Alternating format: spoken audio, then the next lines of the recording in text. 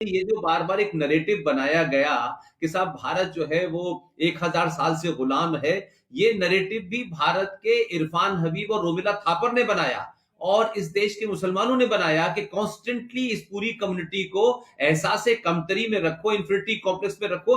जबकि जबकि ओमेन जी का कहना है कि हम इस तरीके से गुलाम नहीं रहे हैं, कभी भारत में मुगलों का पूरा राज नहीं हुआ है, और जो बहुत सारी लड़ाइयों, खासतौर से जो राजस्थान की बहुत से युद्ध थे, उसके बारे में कुछ नई रोशनी जो है डॉक्टर ओमेन जी बार बार कहते रहे। डॉक्टर साहब, आप जरा सा अपनी बात बताएं। मैं जैसे निवेदन कर रहा था ललित भाई के आने से पहले कि महाराणा हमीर सिंह जी ने मोहम्मद बिन तुगलक को 6 महीने कैद करके रखा। इसी तरह महाराणा कुंभा ने मालवा के सुल्तान महमूद खिलजी को 6 महीने अपने यहां पर कैद करके रखा। महाराणा सांगा ने दिल्ली के सुल्तान इब्राहिम लोदी को जूते मार के गागरोन के युद्ध में पराजित किया। ऐसे दर्जनों युद्ध हुए जहां हिंदू राजाओं ने इन इन मलेच्छों को पराजित किया।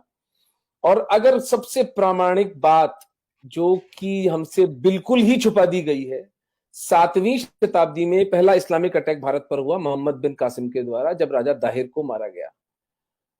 हिंदू जनमानस के लिए ये बात अकल्पनीय थी कि किसी हारे हुए राजा की बेटी को दूसरा राजा भोगदासी बनाकर ले जाएगा। सेक्स स्लेवरी हमारे चित्त में थी नहीं, लेकिन जब लोगों ने देखा होते हुए तो राजा दाहिर का बेटा भागकर महाराणा बाप्पा रावल चित्तौड़ के पास गया और उसने जब उनको कहानी सुनाई तो बाप्पा रावल को तुरंत समझ में आया कि ये जो मलेच्छों का टोला है, ये जो है इससे नॉन नेगोशिएबल है पीस। उन्होंने तुरंत प्रतिहार राजाओं के साथ और गुजरात के राजाओं के साथ एक हिंदू फ्रंट बनाया। ये मैं 7वीं शताब्दी की बात बता रहा हूं आपको, आज से 1300 साल पहले। जोधपुर के पास अरब सेना का और राजपूतों की, हमारी हिंदू सेना का संघर्ष होता है। अरब खुद अपने एनल्स में लिखते हैं, हमें सर छुपाने की जगह नहीं मिली, वो नरसंहार किया राजपूतों ने हमारा। और महाराणा बाप्पा रावल ईरान तक उसको छोड़कर आए थे, पीटते पीटते मोहम्मद बिन कासिम को। आते वक्त अफगानिस्तान में सलीम नाम का एक राजा बिठा दिया था इन लोगों ने, तो उसको हटा के अपने भतीजे को वो वहां पर राजा बनाकर आए। हर 100 किलोमीटर पर राजपूतों की चौकियां बिठाते आए। उसका प्रमाण ये है, 7वीं शताब्दी से लेकर 1192, 500 साल तक भारत इस्लामिक आक्रमणों से बचा रहता है उन चौकियों के कारण। राष्ट्रपिता का हुनर होते, राष्ट्रपिता बाप रावल थे इस देश। तो उस समय में जब कोई संचार माध्यम नहीं था, कुछ नहीं था, 500 साल तक हम सुरक्षित रहे उस महापुरुष की वजह से।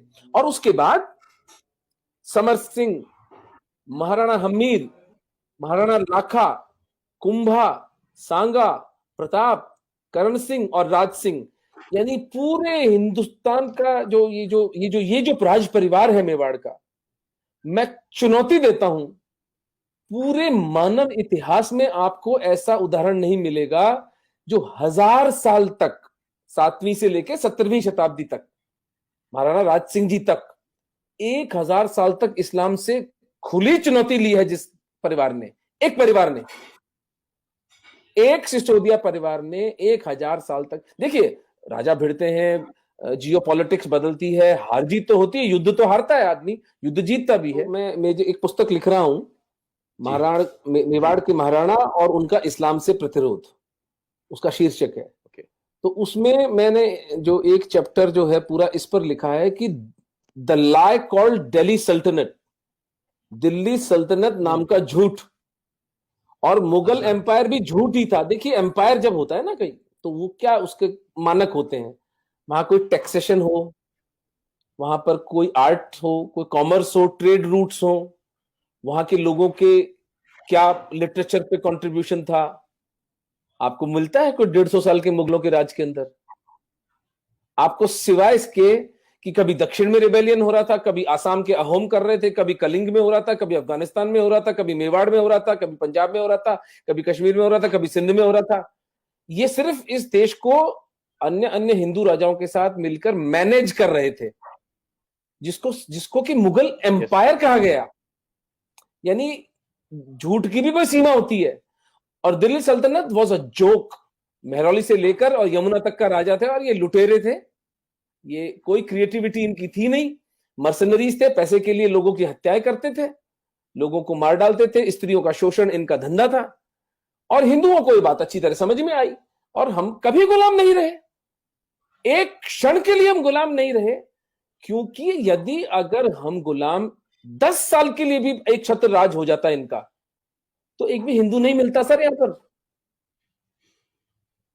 जो प्रताप की महानता निकल कर आती है वो इस बात से निकल कर आती है कि उन्होंने अपना भाला, अपनी तलवार, अपना बिगुल तब बजाया जब वो नितांत एकाकी रह गए थे। ईडर, आबू, बांसवाड़ा, डूंगरपुर, मालवा, आसपास के सब राज्य अकबर के समर्पण कर चुके थे, एक प्रताप नहीं झुके। आज अगर हम हिंदू हैं तो एक प्रताप के कारण। तो ये कहना कि भारत में हिंदू जो थे 1000 साल गुलाम रहे, भैया पर्शिया गुलाम हुआ था जो ईरान बन गया, मेसोपोटामिया गुलाम हुआ था तो इराक बन गया, इजिप्शियन सिविलाइजेशन गति देख लो उसकी क्या हुई है। आज 100 करोड़ हिंदू हैं तो इसलिए है क्योंकि हमारे पुरखों ने रक्त रंजित संघर्ष किया, इस माफिया के असली स्वरूप को पहचाना और उसका सशक्त, सबल, सशक्त प्रतिकार किया।